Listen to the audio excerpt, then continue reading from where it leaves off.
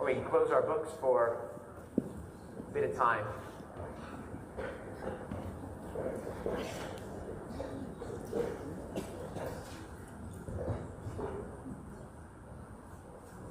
You're okay in America. Heard those words every Shabbat morning when I first came into services for my first 2 years here at Temple Beth Abraham. A man named Jack Jager would sit right about where Greg Korn or Jenny Abrami is, one of those two rows. He was always waiting when I walked in. And he said that because having survived the horrors of the Holocaust, he believed that Jews had finally found a safe haven, that we were indeed okay in America. After this past year, it's hard to be so sure. Physically, we know we are, or at least we believe we are, and we probably are. Emotionally and psychologically, we're not. Most Jews in America are not. It was written about eloquently this past week by Bret Stephens in the New York Times, who wrote, "Maybe this is the year that American Jewry woke up." As much as I've talked about it too much this year, and as much as I don't want to really talk about it tonight, I feel obligated tonight to talk about anti-Semitism. With a 400% increase in anti-Semitic acts last year versus this year, which to be honest feels like a woeful undercount, I feel that to not address it in this large group would be shirking of my duty as a rabbi. I also think that just as we often look back at different parts of Jewish history and wonder what were they thinking, I kind of want somehow on some record what happened this year and what we were thinking about it. So some of this is honestly for documentation and posterity. And I want to begin by comparing it to a sermon I gave about anti-Semitism on Rosh Hashanah in 2003. It was called The Shofar's Alarm of Rising Anti-Semitism. And I was particularly concerned when I looked back upon that sermon about the kind of anti-Semitism that's disguised as just anti-Zionism. What people call progressive anti-Semitism, although there's really nothing progressive about it at all. I was concerned that we were ignoring its rapid growth, partially because we were at least as concerned about the traditional right-wing anti-Semitism, the white supremacist, skinhead kind of anti-Semitism, which was a force then and is still a growing force now. But I still felt like this one, it was exploding before our eyes. We weren't really understanding it, and that would eventually have a broader reach, particularly in the circles that most of us frequent. Now, I was hardly the first person to mention this phenomenon. MLK talked about it actually in the 1960s, but I've never been so unhappy about being right about something as I am about that. Now, before I go on, I do have to say, and I really do mean this sincerely, criticizing Israeli government, Bibi Netanyahu, that's not anti-Semitism. It often correlates, but that is not anti-Semitism. We know because Israelis criticize their government more than just about anybody else. But if you think that's mostly what we saw this year, certainly nothing that I am going to say will convince you otherwise, but I'm still going to say it, again, partially for purposes of documentation, but also because I firmly believe it. What we saw this year was unlike something, really anything that I've seen in my lifetime. If we haven't learned this year, then we'll never learn that just anti-Zionist rhetoric so often leads to actual anti-Semitic action, hate crimes, vandalism, destruction of property, and physical violence. In addition, you have the standard, double standard and demonization of the only Jewish nation on the planet. You have the fact that anti-Semitic tropes that have been used for 2,000 years against Jews, you substitute the word Zionist or Israeli, and you're hearing the same things about greed and power and bloodlust and blood libel. Add to that 90% of Jewish Americans identify as Zionist, that you can often just substitute the word Jew for Zionist, and a whole host of other things we should have learned by now, that we are dealing with something that is not just anything. So back in 2003, I cited 3 examples of this phenomenon, local examples. One was a professor at UC Berkeley who brought into his classroom the book, The Protocols of the Elders of Zion, in his Middle Eastern Studies class. For those of you who don't know what that book is, it is an anti-Semitic forgery that purports to be the secret meetings of the Jewish plot to take over the world. And he brought it into class and he said it's really never been proven whether it's true or untrue. And I also talked about a boycott at the Rainbow Grocery Co-op in San Francisco of Israeli products. I should point out that it was rescinded fairly quickly, in fairness to them. And the other thing I talked about was a litmus test set up by the Women's Rape Crisis Center. If you wanted to volunteer for them, you had to sign a pledge against Zionism. Now, none of those things are good things, right? But they kind of seem tame and quaint by today's standards. That litmus test, so many organizations have that litmus test. Some make you sign a pledge, and some it's just social pressure, but environmental groups, LGBT groups, women's groups, unions, so many. And if you want to talk about boycotts, it's like whack-a-mole. Rainbow Grocery was one thing, but today, this year, I found myself going from Safeway to Trader Joe's to Berkeley Bowl to Lucky, none of whom gave permission for people to put these stickers on, but I found myself taking stickers off of these products, Israeli products, which said things like, this product was made by the blood of Palestinian children, or if you buy this product, you are a supporter of genocide. And it's not just the grocery stores. There's the organized BDS movement, boycott, divestment, sanctions, and there's the restaurants and the coffee shops, the signs in the windows, printed on receipts, things like from the river to the sea, or from our blood with stones, or Zionists not served here. And literally, some of you know this already, literally on the menu this week at a cafe in Oakland were two new drinks, the iced Intifada and a juice drink called the Sweet Sinwar. This is, I'm not making this up.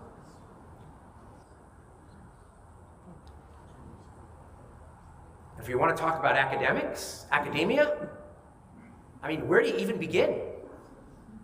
Maybe I should begin with the physical violence, students who were beaten up at the University of Pittsburgh and the University of Michigan in the past 2 weeks. But I should probably stick to more local examples, although I'll give one national example, which is that part of the demands of a lot of these student groups and the protests is that Hillels and Chabads, two of the few safe spaces that are left for Jews, that they be booted from campus because they have Zionist and Israel ties. In fact, there was a student at University of North Carolina, either today or yesterday, I watched the video. That's the line that drew the loudest applause, that Hillel should be removed from campus. But let's get local.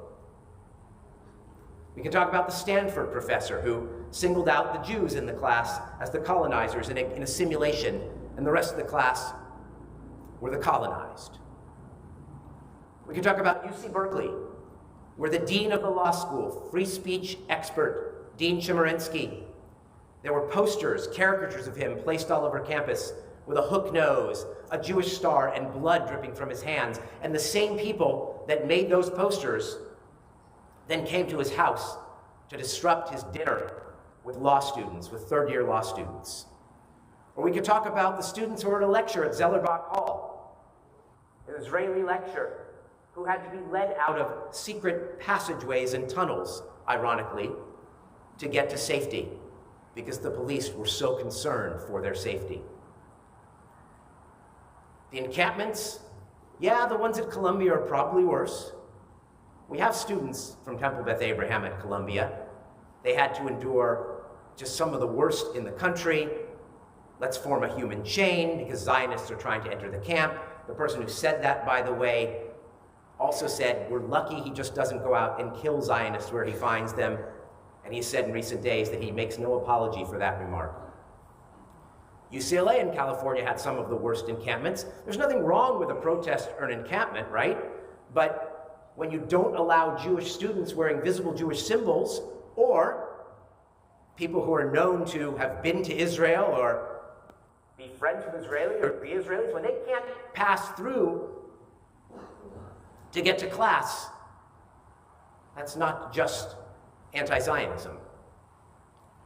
And some of the biggest destruction of property occurred at Cal Poly Humboldt and UC Santa Cruz. So it's local, all right. Except it's no longer just in the universities. It's absolutely filtered to high schools, middle schools, and even elementary schools. The Liberated Ethnic Studies program, one of the examples in high schools. In middle school, a walkout from a Berkeley middle school.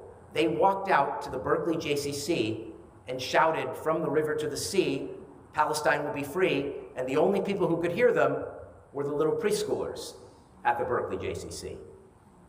And in elementary schools in our area, books about bullies called Zionists and I is for Intifada have been read to children as young as kindergartners. There's also the Oakland Education Association and their various teach-ins and statements. And we can see it's really in our face. And it certainly does not seem to be going away anytime soon. Well, there are three things that seem to be just a little different or extra that really concern me about this round of anti-Semitism. One is the mob mentality. You can see, if you've been by some of these rallies, the anger in the eyes, the hatred you can hear in the voices. It feels like you're not that far removed from a pogrom. Now, a lot of the people who attend these rallies are peaceful, and they're also attending because they see people dying, right? There are 40,000 Gazans who have died, and many of them are children and civilians. I know the ratio may be the lowest of all time, but it's still, by any objective measure, horrific. And yet, if you find yourself at a rally with a Hezbollah flag or Hamas flag or a Nazi flag, you probably should not be at that rally. And what does it take to be truly anti-Semitic and not just anti-Zionist? Does it have to say death to Jews specifically? If it says death to Israel, is that just anti-Zionism? Or what about Tel Aviv shall burn? Or what about globalize the Intifada? Intifada is a word that literally means struggle, but when I hear Intifada, I hear Intifada 2, which in Israel meant suicide bombs, and pizzerias and cafes and buses. What about by any means necessary? Any means. Is that not a call for violence? Whatever you think, hatred in a mob has never ended well for Jews or anywhere else, any other people for that matter. I know we're addicted to protest in our time and our place, but this is not just that. My second sort of new concern is language. I feel like we're living in an Orwellian dystopia. George Orwell, 1984, how language was changed and shifted and adapted and shaped to mean new things. I also feel that Joseph Goebbels, the minister of propaganda in Nazi Germany, his line about how if you repeat a lie often enough, eventually people will come to believe it, it rings very true at this moment. The weight of lies is heavy indeed.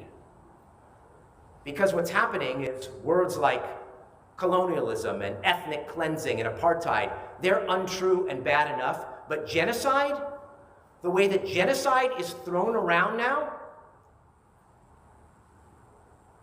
it's truly frightening to me. Again, I want to repeat that something can be objectively horrible. War is horrible. Palestinian innocents are dying in this war. But that doesn't make it a genocide. The Palestinian population has actually increased tenfold since 1948. A genocide means the attempted annihilation of an entire people. And I know there are other United Nations definitions and ivory tower academic definitions, but that's what it means from the Latin. On the other hand, the original Hamas charter literally calls for people to kill Jews wherever they find them, and the Ayatollah Khamenei, on a very regular basis, calls for wiping the Israeli people off the face of this planet. So genocide and language. And the last one is young people. The amount of young people who are involved in this is scary. And those things that we're seeing on the campuses, led often by professors, but especially graduate students and students, the things they say in the rallies, the things they are teaching and hearing in their classes, the resolutions that are brought before the student government, well, they're coming to a local city government and a school district near you. Except we live in Oakland, and we're ahead of the curve because it's already here. For those of you who were brave enough to sit through a 3-hour hate fest of Israelis, Israel, Zionists, Zionism, and just plain Jews at the Oakland City Council meeting shortly after October 7th, you know exactly what I'm talking about. And then our city council, after all that, after listening to 3 hours of Jew hatred, unanimously voted for a ceasefire resolution without accepting any amendments, without any mention of the hostages. And in the schools, it is not a wonder that many of you have left the Oakland School District, although other school districts have plenty of similar problems too. But ours, with the OEA and the teach-ins, that's why over 60 Jewish families left the Oakland schools this year, and that's an undercount also, because that only counts the people who left for other public schools.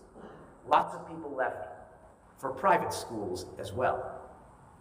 You don't want your kids ostracized or singled out or to feel unsafe. But what might be even worse than what has happened to the feelings of our Jewish students is that a lot of those teachers who are most passionate about this teach in schools where the students have never met a Jewish person in their life. And if these students are taught that Israel is evil, that Israelis are evil, that Zionists and Zionism is evil, 90% of American Jews are Zionists, what do you think they're going to think of Jews in general? I have a very sad story to share with you about that. I'm looking here because I remember standing right here. After the First AME church was burnt in that fire and they were meeting here, I was helping them get their sound set up at their first service. And their sound system was attached to that, and I was helping. And one of the members of the church came up to me with his 9 or 10-year-old son. And he said, "Son, this is Rabbi Bloom. He's Jewish. He's a very nice person. Jews are just like anybody else. You don't have to be afraid of them." He didn't learn this from his parents. His parents are wonderful. Well, back in 2003, I said that I don't believe that it is happening here. I still don't believe that it is happening here and now. But I think this year, we began to see how it could happen here or anywhere else, as it's happened throughout our history as a people. Because all it takes is good people standing by and doing nothing. Except that a lot of those good people this time aren't standing by and doing nothing. They're actively participating in the fomenting of hatred. They don't mean to. Well, some of them do. They are absolutely open anti-Semites at so many of these pro-Palestine rallies, which are not pro-Palestine rallies. They're anti-Israel rallies for the most part. They're not ceasefire rallies for peace. They're anti-Israel rallies. A lot of these people, though, who are there, they just, they see innocent people dying. They want to say something. They want to speak out, and it's understandable. They don't have our history. They don't have perhaps our paranoia. But as the saying goes, just because we're paranoid doesn't mean they're not out to get us. They don't have that, but they're still contributing to it.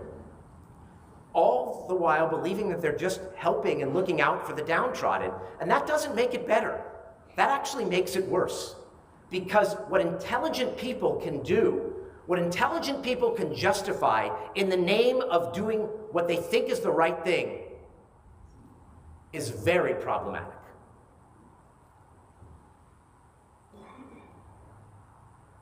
So mostly, thus far, and I'm getting close to the end, I promise,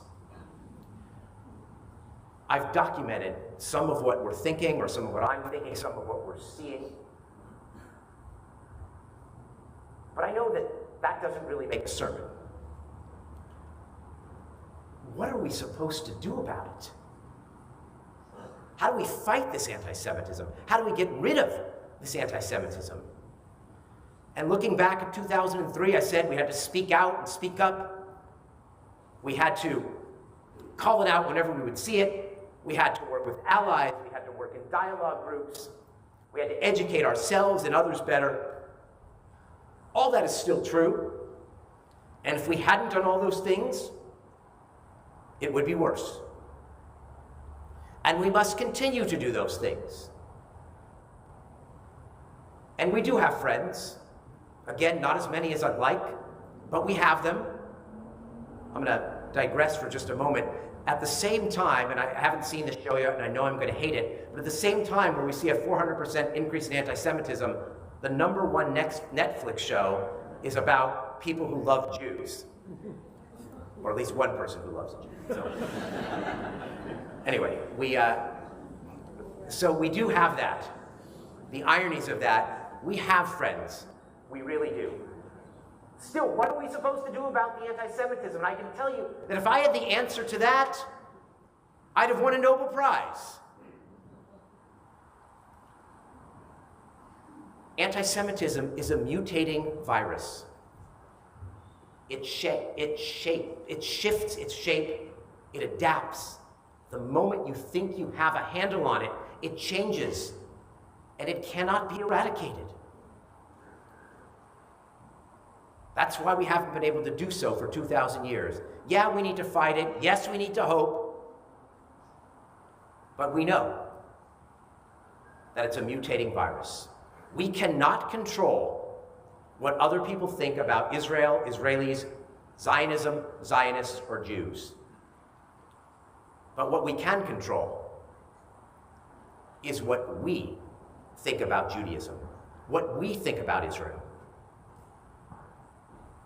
Karen and I are going again in December. It's not a congregational trip, but you're welcome to join us.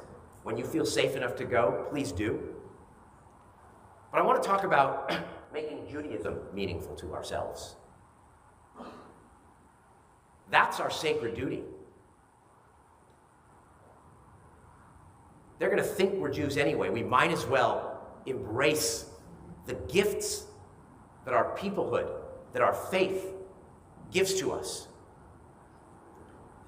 We need to teach and live by Jewish values and mitzvot. We need to teach about ahavat ger, loving the stranger, because we were strangers ourselves in the land of Egypt.